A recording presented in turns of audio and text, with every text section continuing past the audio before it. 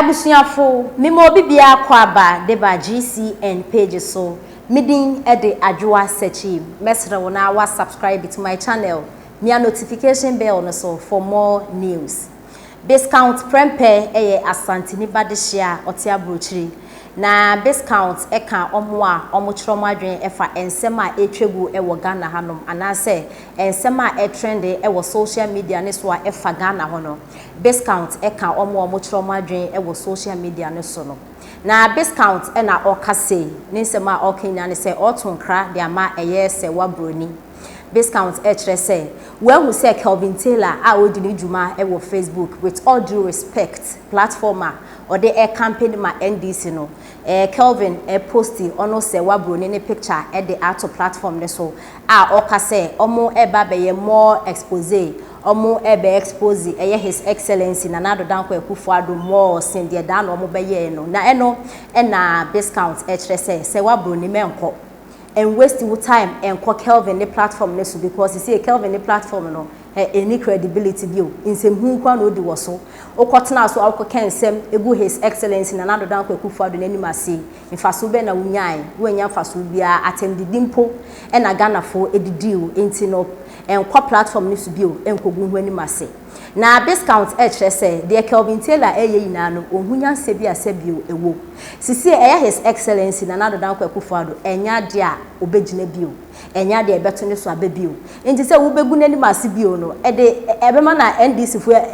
amom vote eba na omo win 2024 election no anase denti na obegu na nado n'anim ase bio sisi ogu na nado n'anim ase wugu ne kwa because 2024 na nado no mba enti zie na nado kwa wo kan se mi ono nte inti se enim go ase na obesanso egu ni yansa bempa ne wo na de enti a discount e de ejina so kan se nyina tribal politics a Kelvin Taylor sisi wa starting ordinary esi asantefo so a Kelvin say asantefo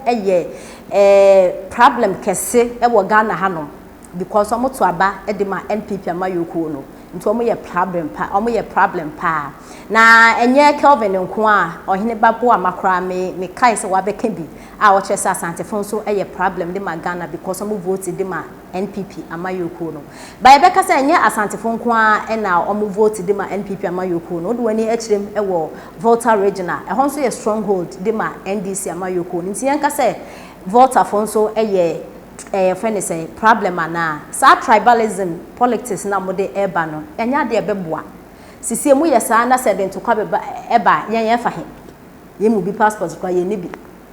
ne yakohu kotoka ne yakotukwan ye ko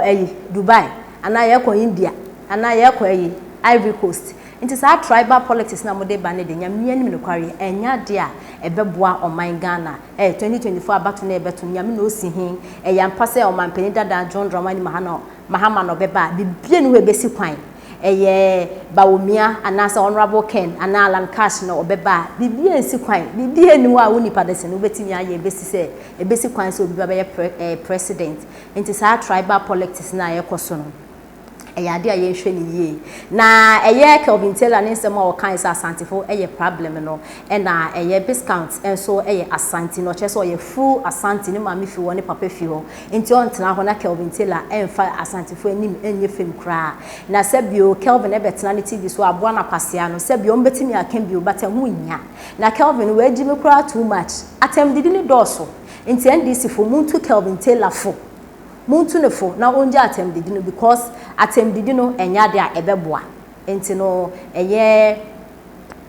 discount ka kire Serwaa broni se Kelvin friend or platform ne so amema no konadofo ansa na mebo discount ne voice no mmayenje ensem no emu enchiremu kakra yebeka ya 2020 abra yeba beto aba no Serwaa broni unity na ensem odipa out na ne se one his excellency na nado danko ekufuado atwe empna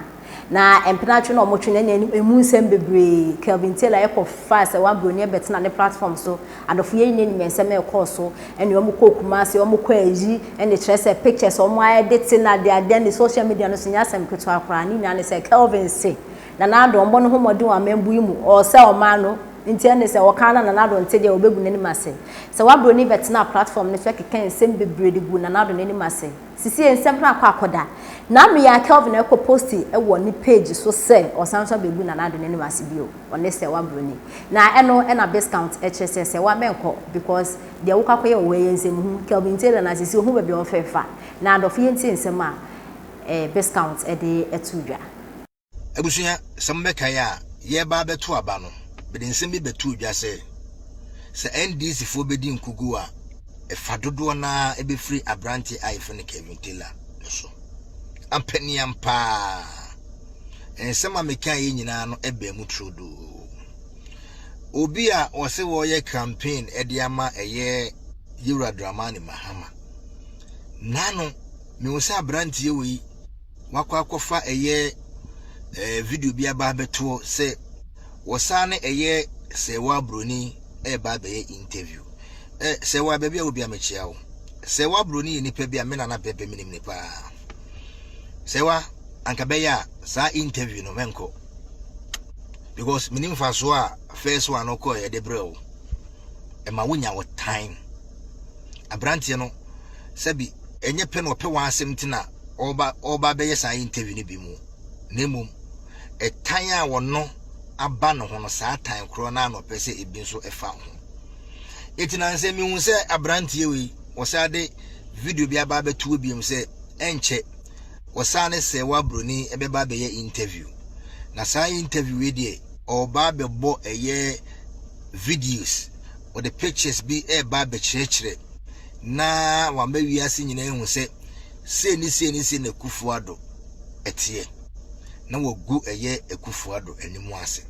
biem te se de na anu bi no obeye